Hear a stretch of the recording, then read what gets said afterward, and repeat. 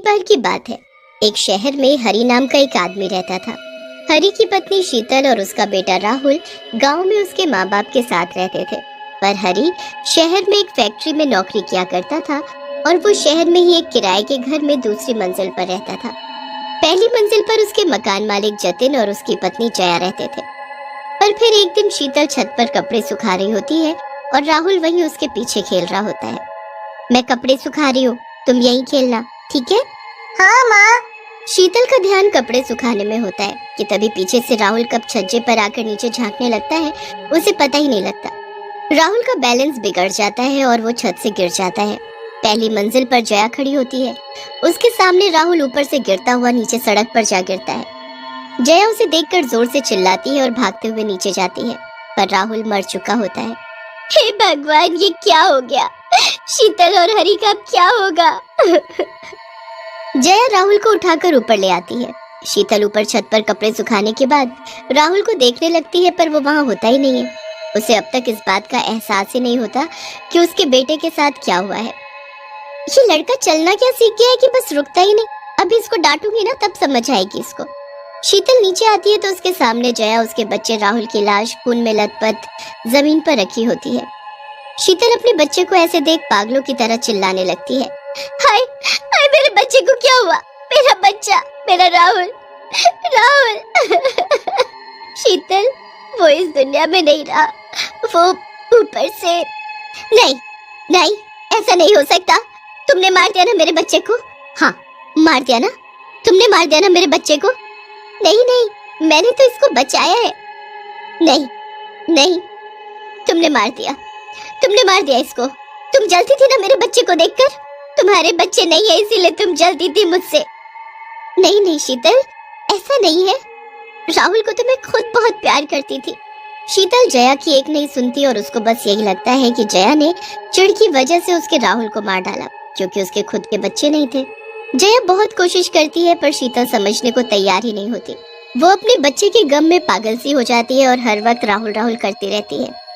वो राहुल के लिए इतनी पागल हो जाती है कि उसके बिना रह ही नहीं पाती और एक दिन अपनी जान दे देती है। हरि का तो जैसे सब कुछ खत्म हो चुका होता है। वो शहर छोड़कर वहाँ से हमेशा के लिए गांव में चला जाता है। कुछ समय बाद जया को पता चलता है कि वो भी माँ बनने वाली है। पर जया जब भी ऊपर मंजिल पर जाती, उसे जैसे अजीब सा महसूस होता और उसकी तबीयत बिगड़ जाती। वो शीतल और राहुल की वजह से बहुत परेशान सी रहती है। अजी, आप दूसरी मंजिल पर ताला मार दो, मेरा तो ऊपर जाने का मन ही नहीं करता। बस राहुल और शीतल मेरी आंखों के आगे आते हैं। हाँ, वैसे भी तुम माँ बनने वाली हो तो तुम्हारे लिए ये सब स्ट्रेस लेना ठीक नहीं है। जतिन दूसरी मंजिल पर ताला लगा देता है। उसके बाद वो दोनों कभी ऊपर की मंजिल पर नहीं जाते और ना ही छत पर जाते हैं। कुछ समय बाद जया के एक बेटा होता है जिसका नाम वो अतुल रखते हैं। अतुल के साथ वो इतने खुश होते हैं कि वो उस भयानक दिन को बिल्कुल भूल जाते हैं। अतुल धीरे धीरे लगभग 1 साल का हो जाता है और घुटने घुटने चलता है। एक दिन जब जतिन ऑफिस गया होता है और जया किचन में होती है तो अतुल अपने खिलौनों से बाहर कमरे में खेल रहा होता है। फिर उसको एक आवाज आती है, आजा आजा मेरा बेटा, अपनी माँ के पास आजा। अतुल उस चुड़ैल की तरफ देखता है और देखता ही रह जाता है। चुड़ैल उसे इशारा करते हुए अपने पीछे पीछे बुलाने लगती है और अतुल भी उसके पीछे पीछे चल देता है।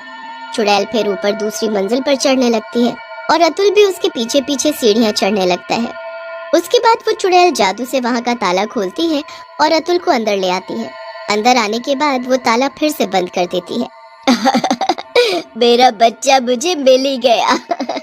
तूने मुझसे मेरा बच्चा छीना था ना? देख मैंने कैसे तुझसे तेरा बच्चा छीन लिया और तुझे कभी पता नहीं चलेगा। अब ये मेरे पास रहेगा हमेशा मेरा बेटा बनकर। यहाँ चुड़ैल अतुल के साथ खेल रही होती है और नीचे जया अतुल को ढूंढ ढूंढ कर पूरा घर सर पर उठा लेती है। मेरा बच्चा कहाँ चला गया? मेरा बच्चा। जया घर के बाहर भी अतुल को ढूंढ लेती है और आस पड़ोस में भी सबसे पूछ लेती है, पर अतुल का कुछ पता नहीं चलता। उसके बाद वो जतिन को फोन करके बुलाती है। वो लोग अतुल को बहुत ढूंढते हैं पर अतुल कहीं नहीं मिलता। जया अपने बच्चे के लिए पागल सी हो जाती है। ऐसे ही 2 महीने निकल जाते हैं और फिर जया को पता चलता है कि वो फिर से माँ बनने वाली होती है।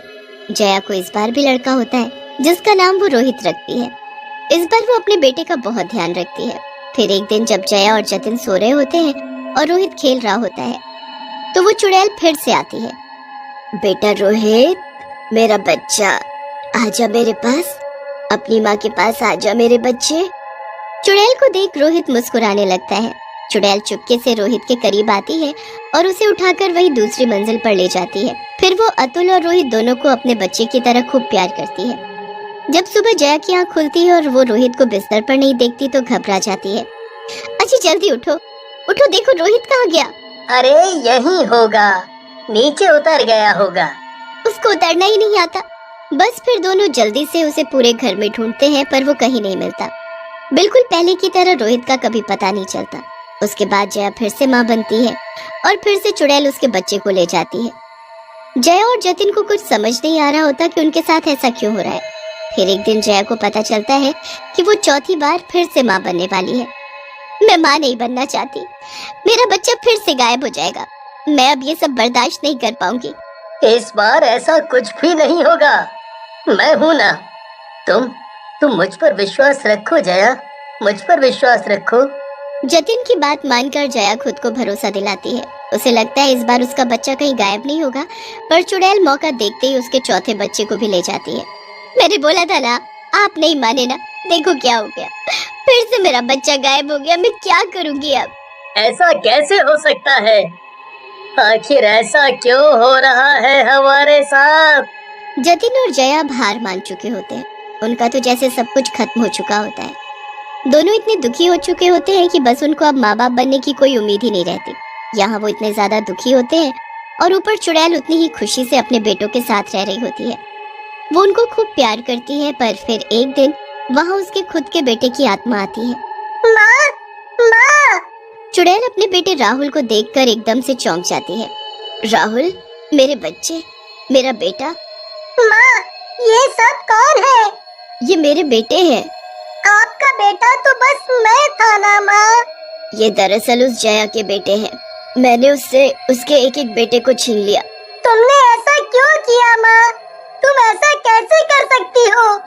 उसने भी तो तुमको मार डाला और मुझसे तुमको छीन लिया। वो चिढ़ती थी तुमसे, इसलिए उसने ऐसा किया। मैंने बस अपना बदला लिया। और देखो, मैंने तो उसके बच्चों को नहीं मारा, मैंने तो इनको जिंदा रखा और माँ की तरह प्यार दिया। मैं इन चारों बच्चों की माँ हूँ। नहीं, चारों नहीं, मैं तो 5 बेटों की चुड़ैल माँ हूँ। अब तुम भी मुझे मिल गए हो ना, अब तो मेरे 5 बेटे हो गए हैं। नहीं माँ, आप मेरी माँ नहीं हो सकती। ऐसा क्यों बोल रहे हो बेटे? मैंने ऐसा क्या कर दिया? उस दिन आपने मेरा ध्यान नहीं रखा और मैं छत से नीचे गिर गया, जिसकी वजह से मेरी मौत हो गई। जया आंटी तो मेरे लिए बहुत रोई और मुझे बचाने की कोशिश भी की, पर आपने उनके ऊपर ही इल्जाम लगा दिया।